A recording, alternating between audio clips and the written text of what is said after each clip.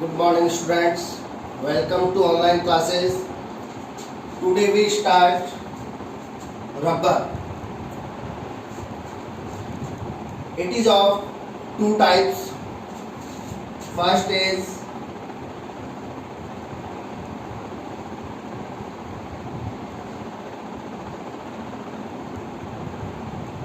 natural rubber and second is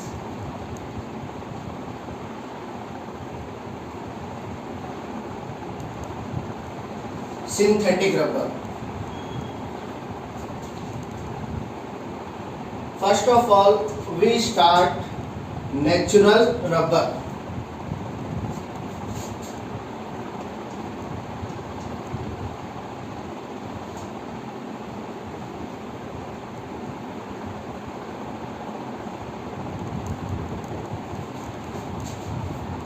Natural rubber is a natural polymer.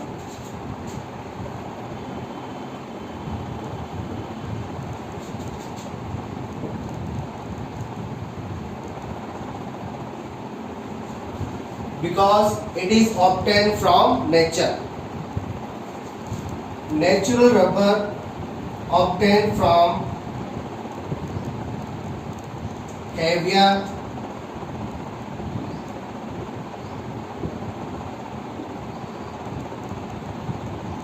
brasiliensis.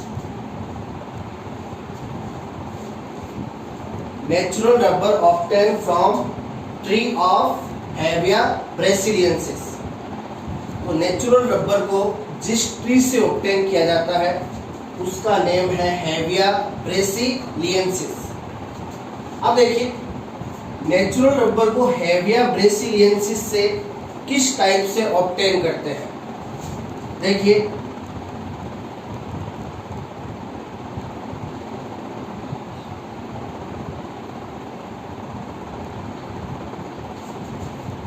ये Hevea brasiliensis का tree हो गया और ये इसका स्टेम.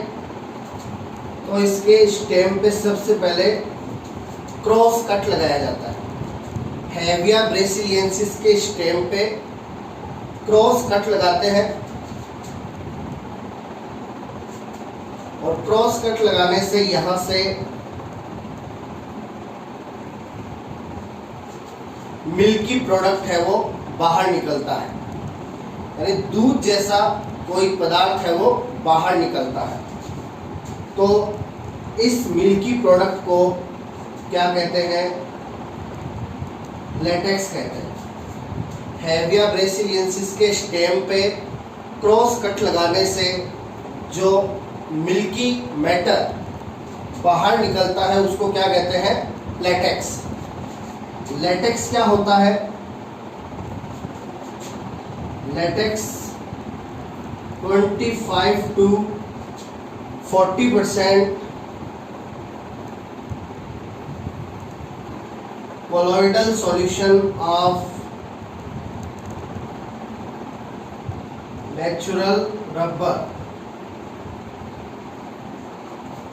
तो जो लेटेक्स है वो 25 to 40% colloidal solution होता है किसका? नेचुरल रबर का.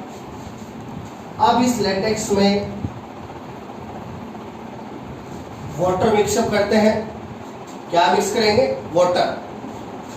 तो वाटर है वो इस लेटेक्स का क्या कर देगा? डाइल्यूशन कर देगा. यानी जो वाटर है वो इस लेटेक्स को क्या कर देगा? डाइल्यूट कर देगा.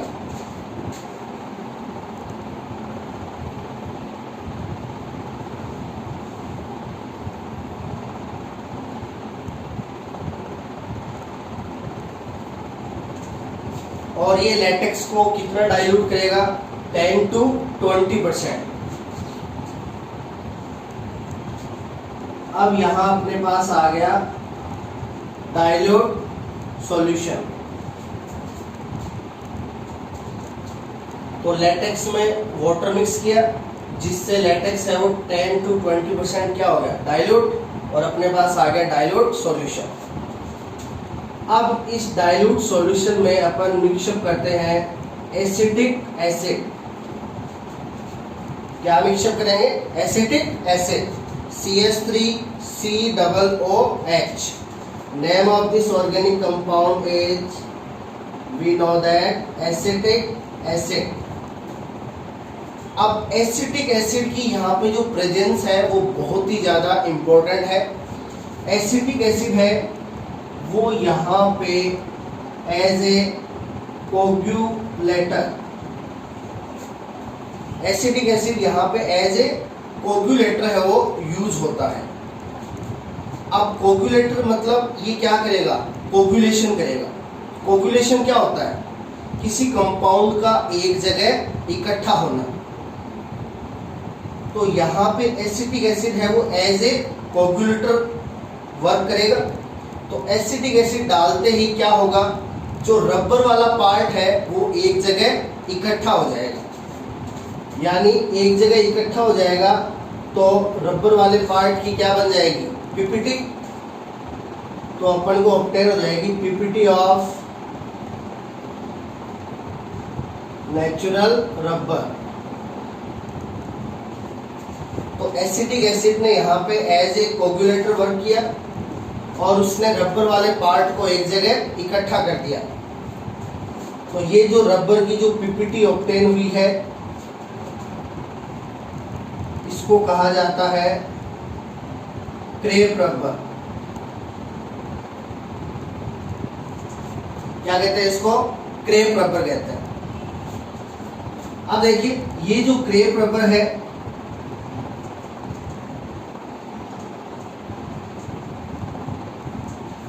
ये ज्यादा यूजफुल नहीं होता।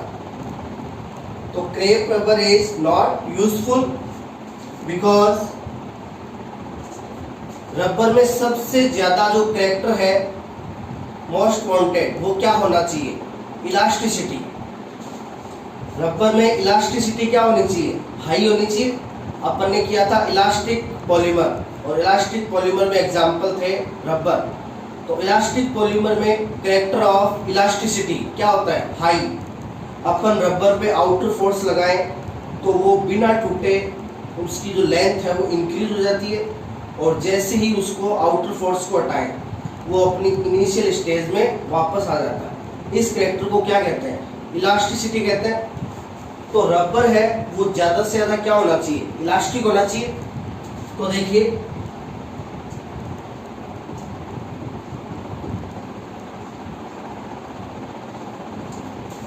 क्रेप रबर है वो यूजफुल नहीं होता बिकॉज इसमें कैरेक्टर ऑफ इलास्टिसिटी क्या होता है, लो होता है, यानी इलास्टिसिटी का कैरेक्टर है वो इसमें बहुत ही कम होता है।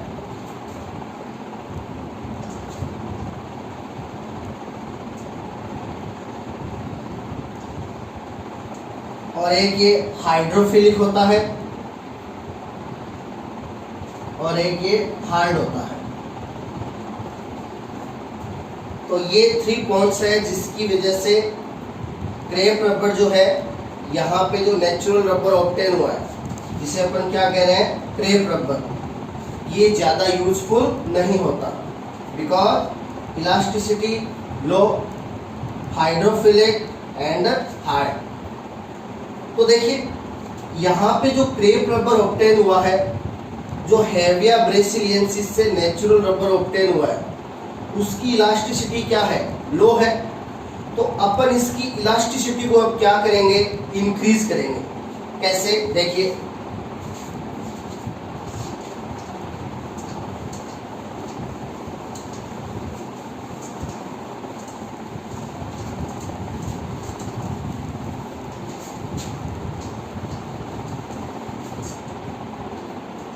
देखिए रबर में इलास्टिसिटी को इंक्रीज करने के लिए जिस मेथड को काम में लिया जाता है वो है वल्केनाइजेशन।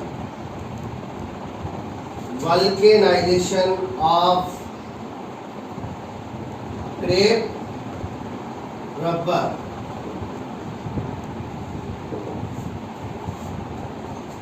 तो रबर में इलास्टिसिटी के कैरेक्टर को इंक्रीज करने के लिए जिस मेथड को यूज में लिया जाता है उस मेथड का नाम है क्या, वल्केनाइजेशन मेथड। अब देखिए वल्केनाइजेशन में क्या होता है।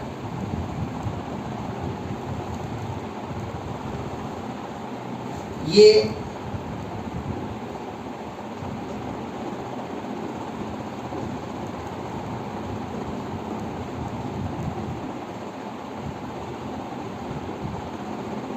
यूनिट्स हो गई किसकी, क्रेप रबर की। और क्रेप रबर में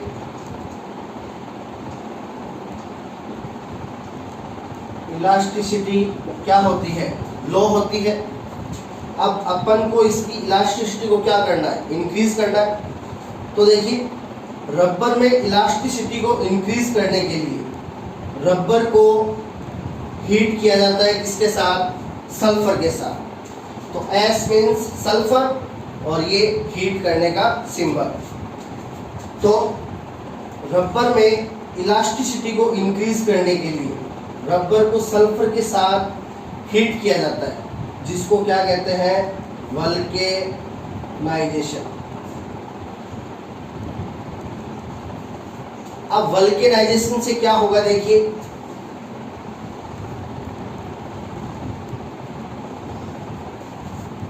अपन ने रबर को सल्फर के साथ हीट किया है, तो इससे क्या होगा, जो रबर की यूनिट्स हैं इनके बिटवीन सल्फर के क्रॉस बॉन्ड का फॉर्मेशन हो जाएगा।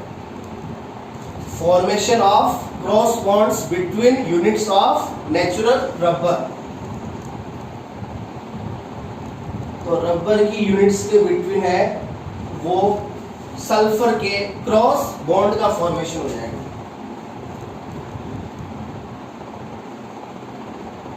ये यहाँ पे बन गए सल्फर के क्रॉस बॉन्ड।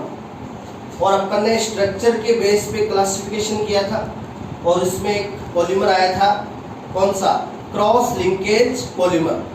और उसमें अपन ने बताया था यूनिट्स के बिटवीन क्या होते हैं, क्रॉस बॉन्ड होते हैं, जिसकी वजह से उनमें character of elasticity is very high. Elasticity character है उनमें बहुत ज्यादा होता है, किसकी वजह से, क्रॉस बॉन्ड की वजह से। तो यहाँ पे रबर की यूनिट्स को सल्फर के साथ हीट किया, जिससे रबर की यूनिट्स के बिटवीन सल्फर के क्या बन गए, क्रॉस बॉन्ड बन गए। अब इस रबर में इलास्टिसिटी का करेक्टर क्या होगा, हाई होगा। और ऐसे रबर को कहा जाता है वल्केनाइज्ड रबर। और क्रॉस लिंकेज पॉलीमर में अपन ने ये एग्जांपल भी लिखा था, वल्केनाइज्ड रबर, ऐसा रबर जिसकी यूनिट्स के बिटवीन सल्फर के क्रॉस बॉन्ड का फॉर्मेशन हुआ हो। तो वल्केनाइज्ड रबर है, उसमें character of elasticity is very high. तो वल्केनाइज्ड रबर में इलास्टिसिटी है वो वेरी हाई होगी। तो इस टाइप से रबर में इलास्टिसिटी है उसको इंक्रीज किया जाता है और इस मेथड को कहते हैं वल्केनाइजेशन। और यहाँ पे जो रबर ऑब्टेन होता है उसको कहते हैं वल्केनाइज्ड रबर। तो ये रबर ऑब्टेन करने का कंप्लीट मेथड है फ्रॉम हैविया ब्रेसिलियंसिस। अब देखिए, तो ये नेचुरल रबर को ऑब्टेन करने का मेथड हो गया।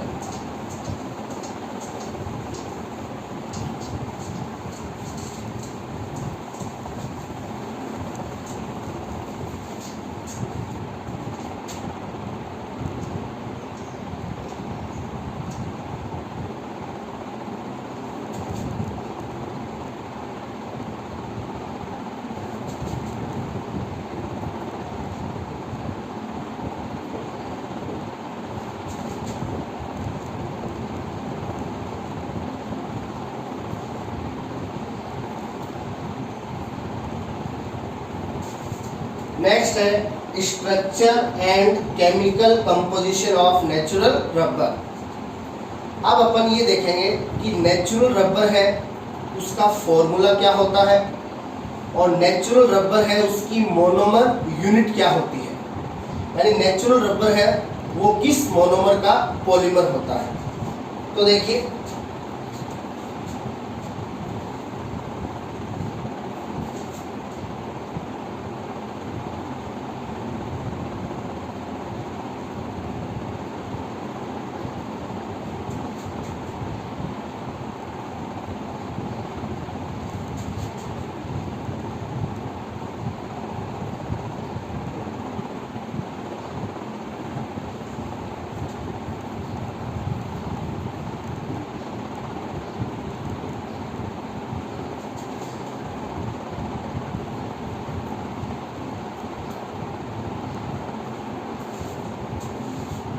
Other name of natural rubber is polyisoprene. Natural rubber का दूसरा नेम क्या होता है? पॉलीआइसोप्रीन होता है। तो इसका जो अदर नेम है पॉलीआइसोप्रीन, इससे अपन को पता चल जाएगा इसकी मोनोमर यूनिट का। तो ये पॉलीमर होता है किसका? आइसोप्रीन का। तो isoprene is monomer unit of natural rubber. अब देखिए अपन आइसोप्रीन है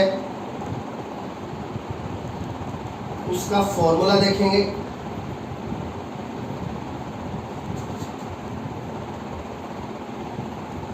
देखिए अभी अपन नेचुरल रबर कर रहे हैं, आगे अपन करेंगे सिंथेटिक रबर। तो जितने भी रबर हैं उन सभी रबर्स में ये जो ऑर्गेनिक कंपाउंड है ये मस्टली प्रेजेंट होता है, या तो सेम टू सेम या फिर इट्स डेरिवेटिव।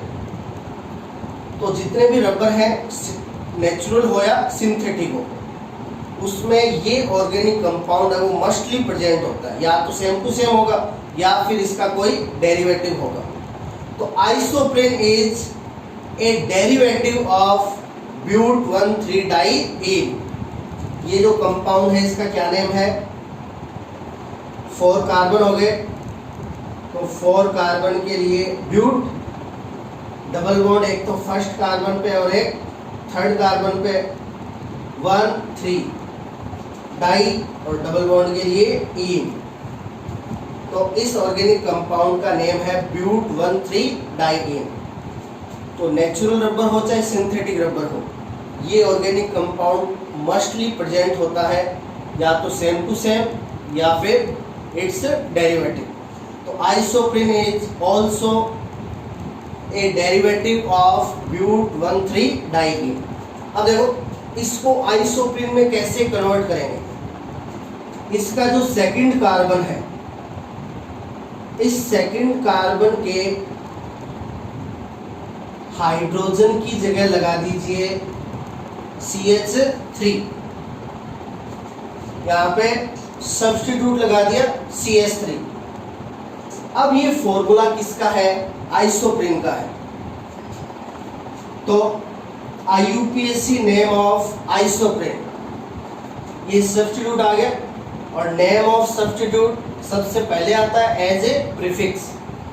तो सब्स्टिट्यूट है मेथिल, सेकंड कार्बन पे नंबरिंग इधर से होगी first, second, third, fourth, because methyl को इधर से मिनिमम नंबर मिल रहे हैं। तो सबसे पहले सब्स्टिट्यूट का नेम सेकंड पे है two methyl, two methyl buta 1,3 diene. It is IUPAC name of isoprene.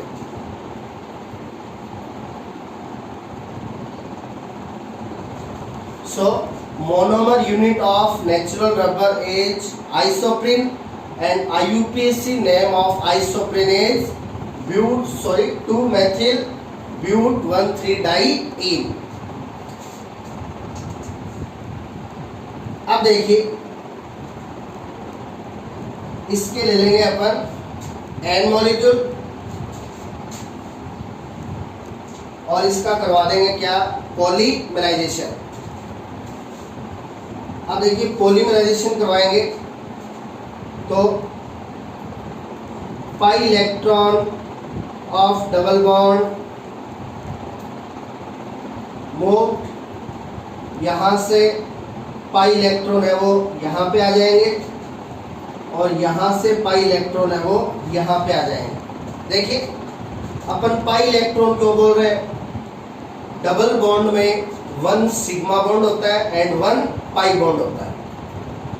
अब पाई बॉन्ड है वो क्या होता है? वीक होता है। किसके कंपैरिजन में? सिग्मा बॉन्ड के कंपैरिजन में। तो यहाँ पे कौन सा ब्रेक होगा? पहले पाई बॉन्ड, और पाई बॉन्ड के इलेक्ट्रॉन, पाई इलेक्ट्रॉन, इसीलिए अपन पाई इलेक्ट्रॉन्स को क्या कहते हैं? Mobile electron, movement electron.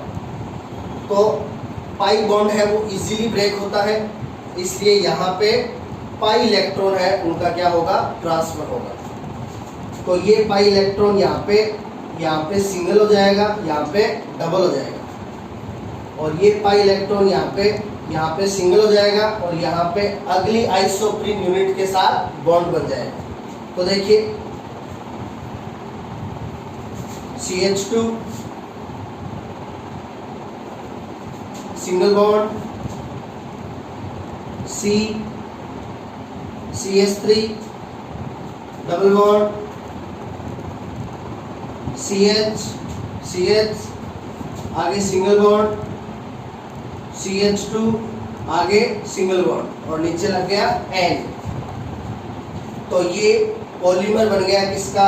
Isoprene का। And polymer of isoprene is natural rubber. और ये आइसोप्रीन का पॉलीमर है, so other name of natural rubber is poly isoprene. तो देखिए इस वाले बॉन्ड का क्या मीन है? ये जो आइसोप्रीन की यूनिट है वो इधर अदर आइसोप्रीन यूनिट से कनेक्ट है, और इस वाले बॉन्ड का क्या मीन है? ये आइसोप्रीन यूनिट उधर अदर आइसोप्रीन यूनिट से कनेक्ट है। तो इस टाइप से यहाँ पे मैनी आइसोप्रीन यूनिट्स है वो क्या हो गई? कनेक्ट हो गई, और अपने पास पॉलीमर आ गया नेचुरल रबर, पॉली आइसोप्रीन। अब देखिए अपन नेचुरल रबर को क्लासिफिकेशन में ले जाते हैं। तो सोर्स के बेस पे ये कैसा पॉलीमर हुआ? नेचुरल पॉलीमर,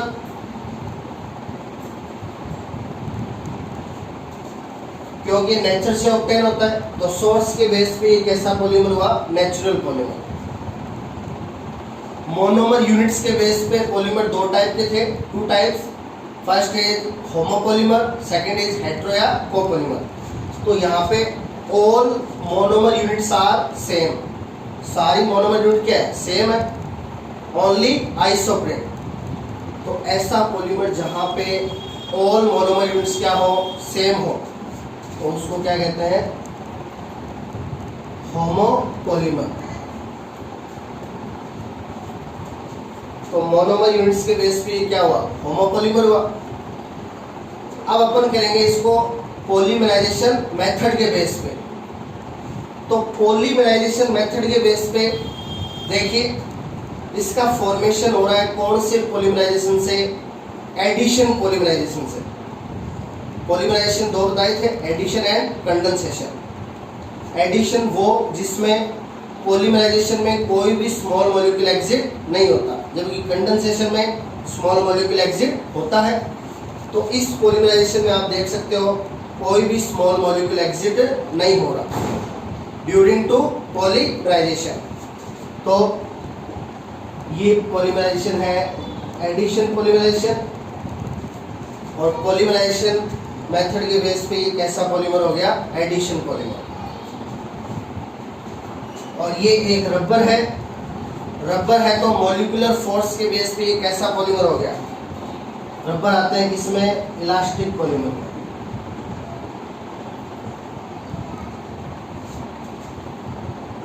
तो ये इसका क्या हो गया? क्लासिफिकेशन।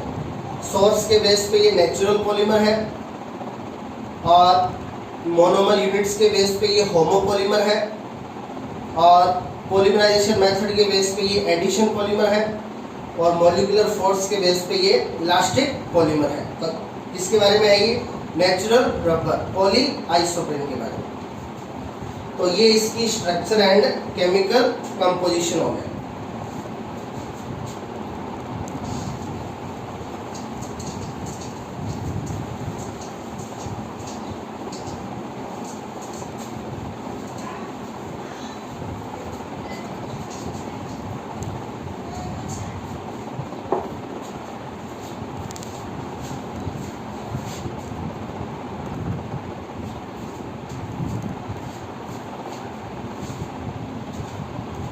अभी अपन ने आइसोप्रीन की मैनी यूनिट्स है उनको कनेक्ट किया था, और फॉर्मेशन हुआ था किसका? पॉली आइसोप्रीन का, नेचुरल रबर का। अब अपन यहाँ पे आइसोप्रीन की 2 यूनिट्स को कनेक्ट करेंगे। कितने यूनिट को? 2 यूनिट को। अब आइसोप्रीन की 2 यूनिट्स कनेक्ट होंगी तो बनेगा क्या? Di isoprene. तो देखिए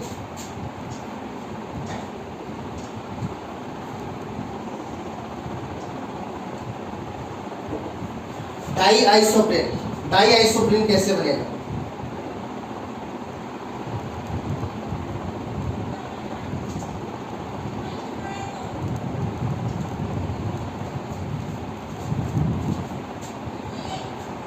It is first molecule of isoprene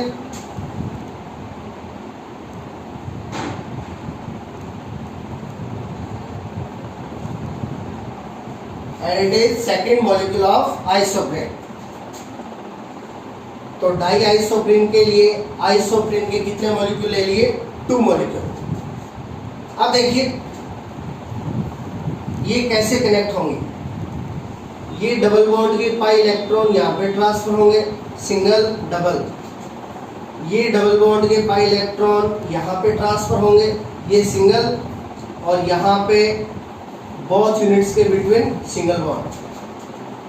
ये डबल बॉन्ड के पाई इलेक्ट्रॉन यहाँ पे ट्रांसफर होंगे, ये सिंगल और ये डबल, और ये डबल बॉन्ड के पाई इलेक्ट्रॉन यहाँ पे ट्रांसफर होंगे, यहाँ पे सिंगल और यहाँ पे भी सिंगल। अब देखिए ये कैसे कनेक्ट हो जाएंगे? CH2 ये डबल कन्वर्ट हो जाएगा सिंगल में, CH3 ये सिंगल की जगह डबल, CH सिंगल, CH2 ये बोथ यूनिट्स के between single bond, CH2 single, CH3 double, CH single, CH2 single. तो ये स्ट्रक्चर है किसकी? डाई आइसोप्रीन की। यहाँ पे आइसोप्रीन की कितनी यूनिट्स कनेक्ट है? 2 यूनिट। तो ये स्ट्रक्चर होगी किसकी? डाई आइसोप्रीन की। तो इस टाइप से नेचुरल रबर है वो किसका पॉलीमर होता है? आइसोप्रीन का। So other name of natural rubber is poly isoprene. इसके आगे का अपन कल स्टार्ट करेंगे। Thank you.